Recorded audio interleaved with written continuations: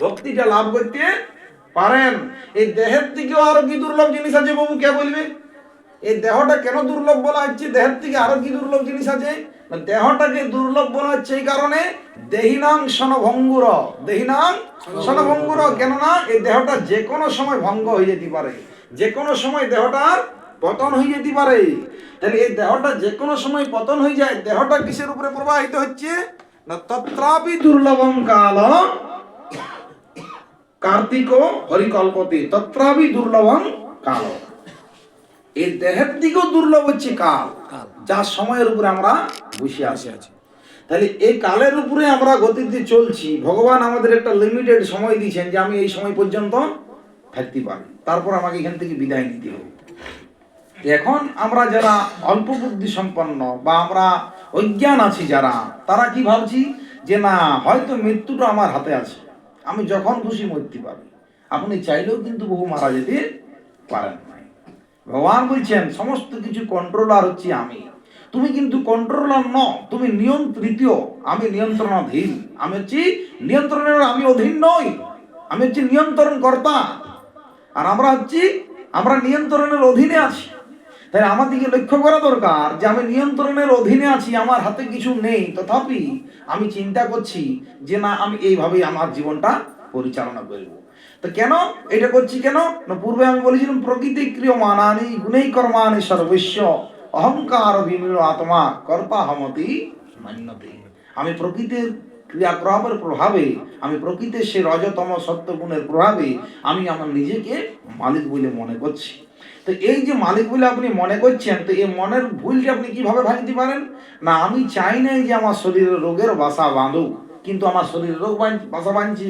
আমি চাই নাই আমি বার্ধক্যে যাই, বৃদ্ধ হয়ে যাই। আপনারা কেউ চান যে আমি বৃদ্ধ হয়ে যাই? কিন্তু আমি ধীরে ধীরে বহু বৃদ্ধ হয়ে যাচ্ছি। আমি চাই আমার সেই যৌবনকে ধরে রাখতে, কিন্তু আমি সেটা রাখতে পাচ্ছি না। পাচ্ছি কি?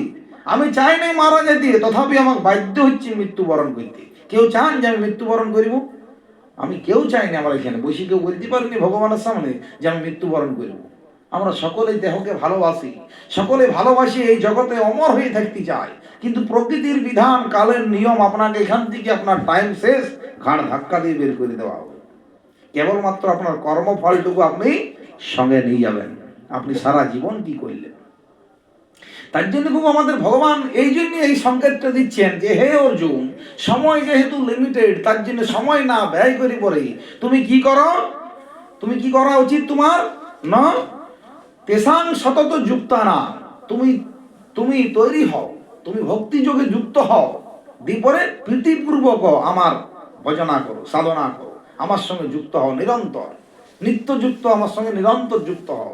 তাহলে কি হবে না, তুমি তার প্রভাবে আমার কাছ থেকে শুদ্ধ জ্ঞান বুদ্ধি যোগ আমার কাছ থেকে পাবে। আমাদের এখানে যে বুদ্ধি আছে সেই বুদ্ধিটা বহু শুদ্ধ নয়। সেই বুদ্ধিটা হচ্ছে জড় বুদ্ধি, যে বুদ্ধি দিয়ে আমি আমার শরীরকে ভালোবাসছি, যে বুদ্ধি দিয়ে আমি আমার আত্মীয় স্বজনকে ভালোবাসছি, যে বুদ্ধি দিয়ে আমার শরীর সম্বন্ধিত ক্রিয়াকলাপকে আমি ভালোবাসছি, তার উপরে আমার ভালোবাসাটা নেই। তার জন্য আমাদেরকে সেই পথটা অনুসরণ করতে হবে যে আমি যে পথে চলছি সেই পথটা অত্যন্ত ভুল। সেই ভুল পথে আমি যদি এগিয়ে যাই, তাহলে আমি কি করে জীবন উপলব্ধি করতে পারি? তাই আপনার উপলব্ধিটা আপনার এখানে এমন নয় যে কোনো কিছু আছে ট্যাবলেট আপনি খেয়ে পরে বুঝতে পারবেন যে না আমি কিছু ফিলিং করছি। এটা আপনার নিজের এখানে প্র্যাকটিক্যাল আপনাকে করতে হবে, ভগবানের ভক্তি করতে হবে। আজ যে আমরা বুঝতে পারছি না বা বললেও আমরা বুঝতে পারছি না, তার কারণটা কি না, আমরা কেউ ভক্তি যোগে এগোচ্ছি না। আমরা কেউ সেইখানেই দাঁড়িয়ে আছি, সকলে সেইখানে স্ট্যান্ড বাই দাঁড়িয়ে আছি। যদি আমি এগোতে পারি তাহলে তো আমার মধ্যে ফোকাস তৈরি হবে, আমি তো বলতে চেষ্টা করব, আমি তো বোঝার চেষ্টা করব, কিন্তু আমরা পাচ্ছি না। তাই আমার বলার উদ্দেশ্য যে ভগবান এত করে অর্জুনকে কেন বুঝাচ্ছেন না, অর্জুনকে নিমিত্ত করে আমাদের মতন অধঃপতিত জীব যাতে আমরা মুক্তি লাভ করে ভগবান এখানে ফিরে আসি, তার জন্য ভগবান চেষ্টা করছেন। পিতার পুত্র যদি কষ্ট পায়, পিতার বুকটা সবসময় ব্যথিত হয়, তিনি দুঃখ পায় যে আমার ছেলেটা এত কষ্ট পাচ্ছে। তার জন্য সে পিতা এত কিছু ব্যবস্থা করেছেন, সাধু প্রেরণ করেছেন জগতে, এই শাস্ত্র প্রেরণ করেছেন, যাতে করে এর মাধ্যম দিয়ে আমরা যত জলদি পারি ভগবত ধাম পৌঁছে যেতে পারি। সেই জন্য এই ব্যবস্থা করা। তো এখন প্রভু আপনাদের মনে হতে পারে যে না, আমার এত কিছু করার কি প্রয়োজন আছে, আমি ভগবত ধাম যাবো কি জন্য, আমি তো এইখানে আছি। তো এইগুলো হচ্ছে বোকার কাজ। আপনি তো মারা যাবেন, আপনি কেন করিবেন না? আপনি জানেন নাই মরার পর আপনি কোথায় যাবেন। তার জন্য আমাদের সকলে এখন থেকে তৈরি হওয়া উচিত, যেহেতু আমাকে মৃত্যুবরণ করতে হবে, সেই জন্য আমার প্রস্তুত থাকা দরকার। আমি মৃত্যুকে যাতে স্বাগত জানাতে পারি, হে মৃত্যু আপনি আসুন আর আমাকে নিয়ে চলুন। কিন্তু উল্টাটা আমরা মৃত্যুর সময় দেখেন না, বিছানায় শুয়ে পড়ে ছটছট করছি, ভয়ে ভয়ে আমি ব্যথিত হচ্ছি, আমি কান্না করছি, বাঁচাও আমাকে, বাঁচাও আমাকে, কিন্তু বাঁচাবার কেউ নাই। কে বাঁচাবে আপনাকে মৃত্যু? কেননা সারা জীবন আমি ভুল পথে চলেছি, সারা জীবন ভোগ অভিলাষী হয়ে পড়ে আমি নিজের জীবনটা কাটিয়েছি, সারা জীবন অভিমানের পাল্লায় পড়ে আমি আমার জীবনটাকে আমি হারিয়ে দিছি। আজ আমি মৃত্যুর সময় যদি বাঁচতে চাই, কে আমাকে বাঁচাবে? কেউ আপনাকে বাঁচাবে না। শ্রীমদ্ ভাগবতমের পঞ্চম স্কন্ধের দ্বাদশ স্কন্ধে সেখানে নরকের বর্ণনা দেওয়া আছে, যে ব্যক্তি মৃত্যুর সময় মারা যাচ্ছে, ও মৃত্যুর সময় তখন মারা যায়, তখন কি করা হয়। আমি সেদিনে পূর্বে আরেকবার বলি, সেদিনে যে আমি দ্বাদশ মহাজনের নাম বলেছিলাম, আজকে বলবে কেউ 5টা বলতে পারবে এখানে উপস্থিত? এই যে 3-4 বার বলেছি আমি। শম্ভু, স্বয়ম্ভু, দুটো জনক,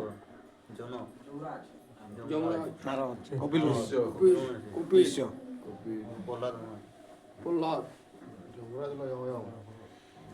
সকলে একটু মনে রাখার চেষ্টা করবেন, এটা আমাদের জানা দরকার যে স্বয়ম্ভু, শম্ভু, নারদ, কুমার, কপিল, ভীষ্ম, জনক, প্রহ্লাদ, বলির, বয়াসকি, 12 জন।